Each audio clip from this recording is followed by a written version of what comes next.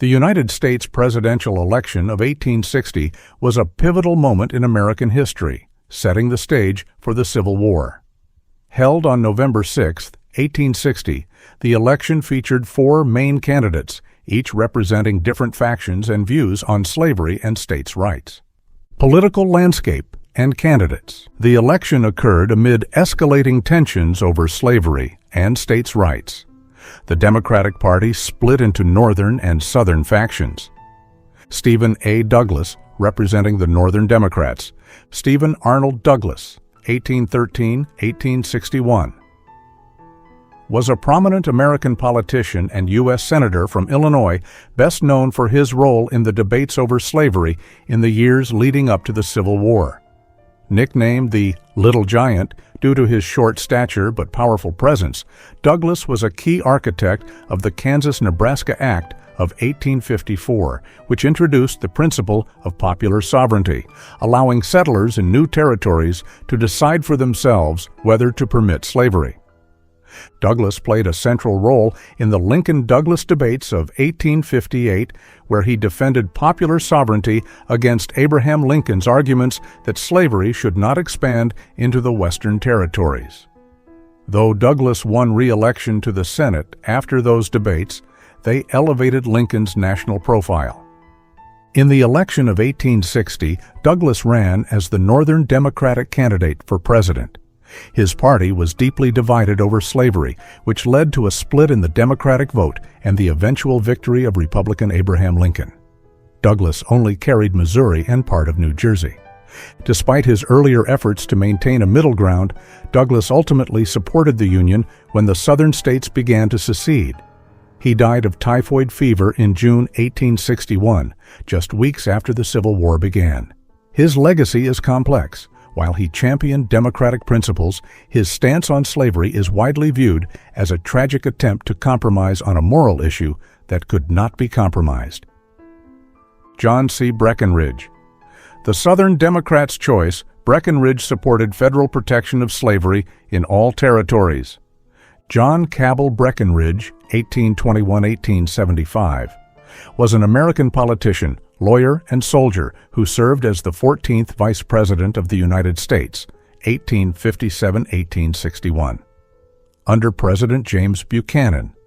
He was the youngest vice president in U.S. history, elected at age 36, and was a rising star of the Democratic Party from Kentucky.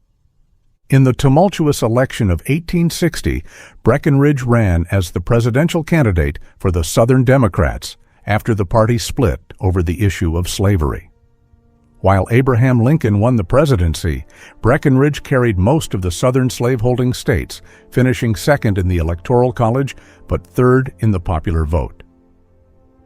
Though he initially advocated for preserving the Union, Breckinridge eventually sided with the Confederacy when the Civil War began.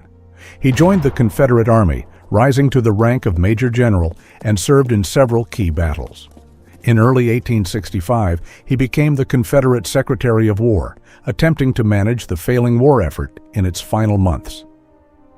After the Confederacy's collapse, Breckinridge fled the country to avoid capture, spending time in Cuba, Britain, and Canada. He returned to the United States in 1869 after being granted amnesty. He lived quietly in Kentucky until his death in 1875. The newly formed Constitutional Union Party, composed mainly of former Whigs and moderates, nominated John Bell, 1796 to 1869. Was an American politician, lawyer, and statesman from Tennessee who played a significant role in the politics of the antebellum United States. A former slaveholder who opposed the expansion of slavery, Bell was known for his moderate and constitutionalist views during a time of growing national division. He served in the U.S. House of Representatives, 1827 to 1841, including a term as Speaker of the House, and later in the U.S. Senate, 1847 to 1859. Over his long career, Bell was affiliated with multiple parties, including the Whigs and later the Constitutional Union Party, which he helped found. In the election of 1860, Bell ran for president as the Constitutional Union Party candidate. His platform aimed to preserve the Union and avoid secession by focusing on the Constitution and enforcement of existing laws, deliberately sidestepping the slavery debate. He drew support mainly from border states and carried Tennessee, Kentucky, and Virginia, finishing third in the Electoral College. After Lincoln's election and the secession of Southern states, Bell at first opposed disunion. However, when war became imminent following the attack on Fort Sumter, Bell reluctantly sided with the Confederacy, though he played no active role in the war. The Republican Party, opposing the expansion of slavery, nominated Abraham Lincoln. Abraham Lincoln, 1809 to 1865, was the 16th President of the United States, serving from 1861 until his assassination in 1865. Born in a log cabin in Kentucky, Lincoln rose from humble beginnings to become a self-taught lawyer, U.S. congressman, and ultimately one of America's most revered leaders. He gained national recognition during the 1858 Lincoln-Douglas debates, where he argued against the expansion of slavery.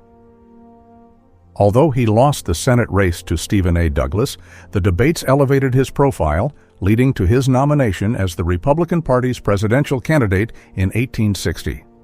Lincoln won the presidency with a total of 180 electoral votes, all from free states, and approximately 39.8% of the popular vote. He did not appear on the ballot in 10 southern states.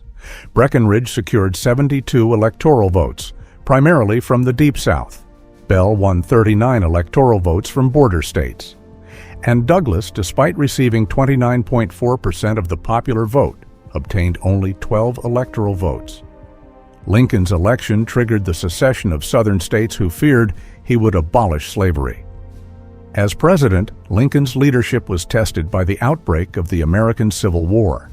He framed the war as a fight to preserve the Union, but increasingly emphasized emancipation as a moral imperative. His Emancipation Proclamation in 1863 declared enslaved people in Confederate-held territory to be free, changing the character of the war and paving the way for the 13th Amendment, which abolished slavery entirely. Lincoln was re-elected in 1864, but was assassinated by Confederate sympathizer John Wilkes Booth on April 14, 1865, just days after the Union's victory. His death marked a tragic turning point in American history.